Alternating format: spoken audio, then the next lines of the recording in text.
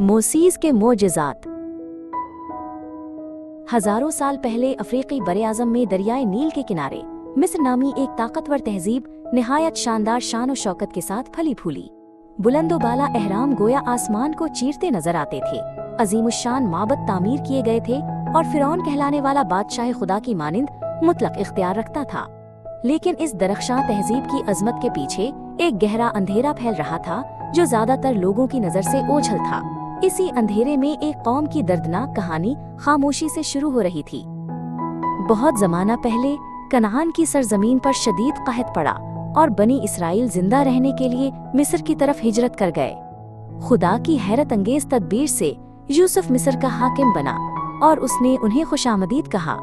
इब्तदा में वो इस जरखेज सरजमीन में मुअज़्ज़िज़ मेहमानों की हैसियत से आबाद हुए और गर्मजोशी से कबूल किए गए। लेकिन वक्त गुजरने के साथ हालात आहिस्ता आहिस्ता मगर यकीनी तौर पर बदलने लगे। मिस्र में एक नया खानदान इक़्तिदार में आया जिसके बादशाह यूसुफ को नहीं जानते थे। नए फिरौन ने बढ़ती और ताकतवर होती बनी इसराइल को शक और खौफ की नज़र से देखा। ये ख्याल महल में फैल गया कि कहीं वो मिस्र के दुश्मनों से मिलकर मुल्क के लिए खतरा न बन जाए। ये खौफ जल्द ही सख्त जुल्म और सितम की पॉलिसी में बदल गया।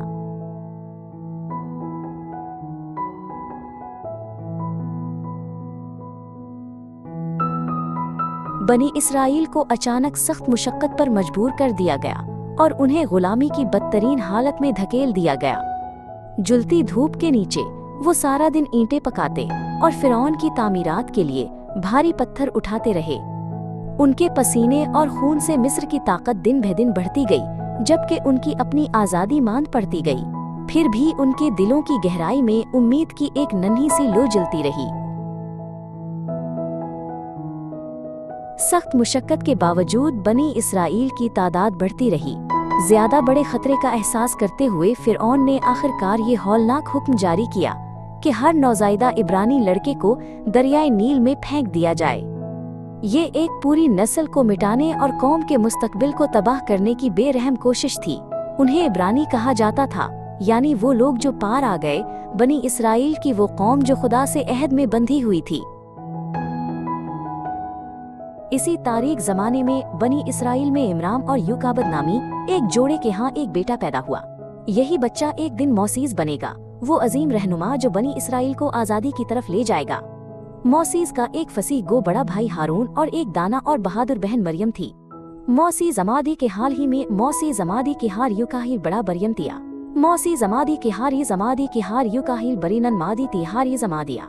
उन्होंने हादी के हार ये जमादी के हार ये जमादी के हार ये जमादी के हार ये जमादी ले जा एक फसीस कादर बरियजारियम किया। 3 माह तक बच्चे को छुपाने के बाद युकाबद इसे मजीद पोशीदा न रख सकी। इसने सरकंडों से एक छोटी सी टोकरी बड़ी एहतियात से बनाई और उसे इस तरह बंद किया कि पानी अंदर न जा सके। फिर उसने अपने प्यारे बच्चे को नरमी से इसमें लिटाया और दरियाए नील के सरकंडों के दरमियान रख दिया। ये मायूसी का अमल नहीं था, बल्कि ईमान का वो इंतखाब था जिसमें बच्चे की जान मुकम्मल तौर पर खुदा के सुपुर्द कर दी गई। दूर से मरियम खामोशी से देखती रही और टोकरी के अंजाम का पीछा करती रही। इसी लम्हे मिस्री शहजादी अपनी खादमाओं के साथ नहाने और आराम करने के लिए दरिया पर आई। सरकंडों में से आती बच्चे की मधम रोने की आवाज ने शहजादी को रोक लिया। एक ऐसा लम्हा जो पूरी कौम की तकदीर बदलने वाला था, खामोशी से करीब आ रहा था।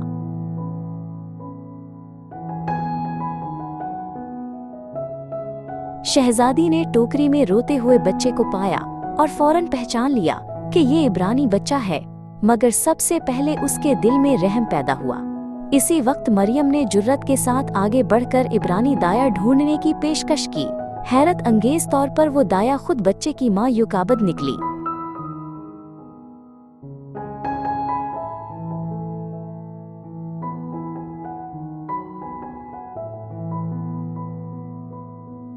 जब बच्चे का दूध छूट गया तो शहजादी ने उसे बाकायदा तौर पर अपना बेटा बना लिया। उसने उसका नाम मोसीज रखा, जिसका मतलब है पानी से निकाला गया। मोसीज मिस्र के शाही महल में एक शहजादे के तौर पर हिफाजत में पिला बढ़ा, लेकिन उसकी जिंदगी पहले ही खुदा के खास मंसूबे के तहत आगे बढ़ रही थी।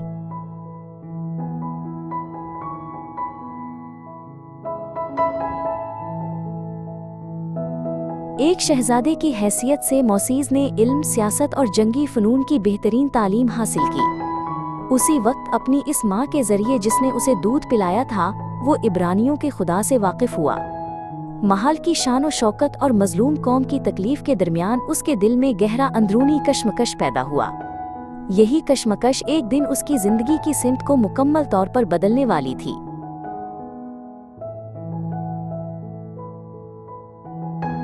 एक दिन मोसीज ने देखा कि एक मिस्री अफसर एक इब्रानी गुलाम पर बेरहमी से जुल्म कर रहा है।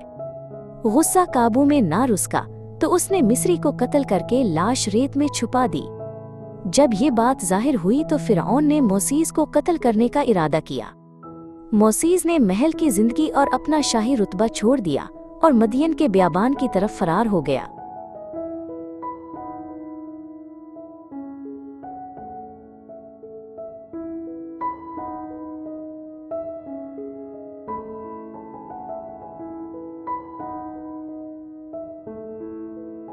मदियन के बयाबान में मोसीज ने काहिन यत्रो की बेटी सफूरा से शादी की और चरवाहे की जिंदगी गुजारने लगा। महल की चमक दमक से दूर उसकी जिंदगी पुरसकून मगर सख्त हो गई। मोसीज ने बयाबान में 40 तवील साल गुजारे और अपनी जिंदगी पर गौर करता रहा। ये वक्त खुदा की तैयारी का था जो उसे एक नई पुकार की तरफ ले जा रहा था।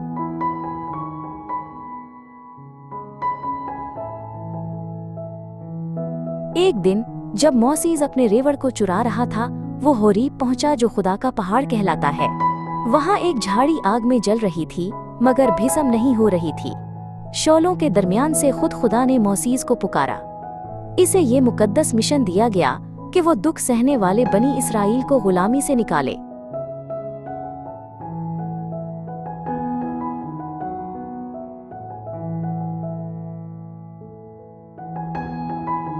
मोसीज ने ईमानदारी से खुदा से कहा कि वो फसीहुल लिसान नहीं और खुद को नाअहल महसूस करता है। तब खुदा ने फरमाया कि उसका भाई हारून इसके साथ जाएगा और मदद करेगा। जब मोसीज खुदा के कलाम को पाता तो हारून उसे लोगों के सामने बयान करता। इस तरह दोनों भाई एक दूसरे का सहारा बनकर खुदा के दिए हुए मिशन को पूरा करते रहे।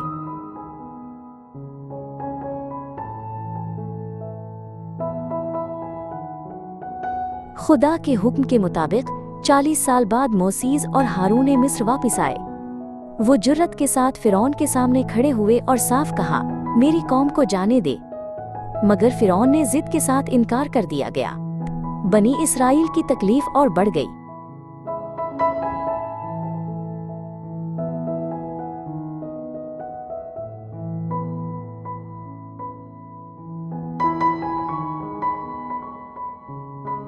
खुदा ने यके बाद दीगरे मिस्र पर 10 आफतें नाजिल की।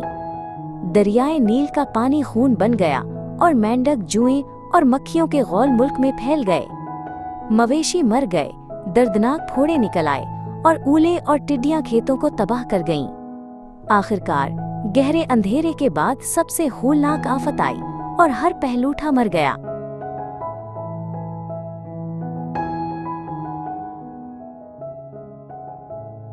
दसवीं आफत के बाद फिरौन ने आखिरकार इब्रानियों को मिस्र छोड़ने की इजाजत दे दी। दिन के वक्त बादल का सतून उनके आगे आगे चलता, रास्ता दिखाता और जलती धूप से बचाता था। रात को आग का सतून जाहिर होता और तारीक बियाबान में रास्ता रोशन करता था। ये इस बात का वाज़े सबूत था कि खुदा हमेशा उनके साथ था और खुद उनके सफर की रहनुमाई कर रहा था।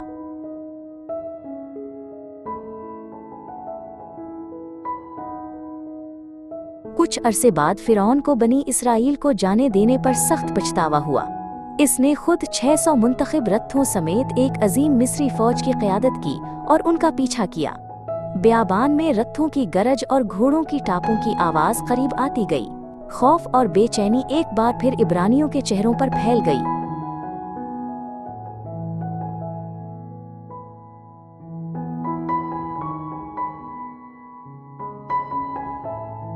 उनके सामने लामहदूद बहरे कलज़म था और पीछे मिस्री फौज ने रास्ता मुकम्मल तौर पर बंद कर रखा था। भागने का कोई रास्ता न देखकर इब्रानी दहशत ज़दा हो गए और मोसीज से शिकायत करने लगे। खौफ से कांपते हुए वो पुकार उठे कि क्या हमें मरने के लिए बियाबान में लाया गया है। इस लम्हे जब उम्मीद टूटती महसूस हुई, पूरी जमात शक और मायूसी से लर्ज उठी। मोसीज ने लोगों को पुकार कर कहा कि वो खौफ ना करें। खुदा ने उसे हुक्म दिया कि वो अपनी लाठी उठाए और समंदर की तरफ हाथ बढ़ाए। सारी रात एक जबरदस्त मशरकी हुआ चलती रही। बहरे कल्ज़म का पानी दाएं और बाएं बढ़ गया और इंसान की ताकत से नामुमकिन एक रास्ता खुल गया।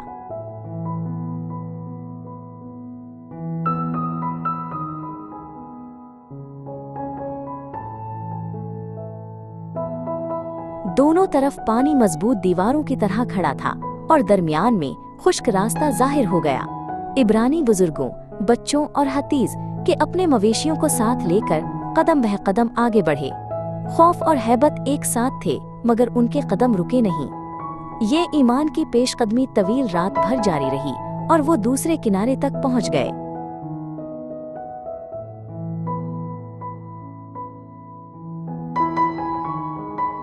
मिस्री फौज ना रुकी, बल्कि बटे हुए समंदर में उनका पीछा करती दाखिल हो गई। रथ और घोड़े पानी के दरमियान दौड़ते रहे, मगर कीचड़ में धंस गए, पहिए निकल गए और अफरा तफरी फैल गई। इसी लम्हे जब मोसीज ने खुदा के हुक्म से दोबारा हाथ बढ़ाया, पानी एकदम वापस आ गया। रथ और फौज सब के सब डूब गए, एक भी जिंदा न बचा और ताक़ुब हमेशा के लिए खत्म हो गया। दूसरे किनारे पर पहुंचकर इब्रानियों ने आखिरकार अपनी मुकम्मल आज़ादी को पहचान लिया। वो अब मिस्र के गुलाम नहीं थे, बल्कि खुदा के साथ अहद में बंधी हुई कौम थे। वक्त के साथ वो वादा की हुई सरजमीन कनान की तरफ बढ़े और एक नई जिंदगी तामीर की। खुदा की वफादार रहनुमाई में खौफ मिट गया और एक पुरअमन नई जिंदगी का आगाज हुआ।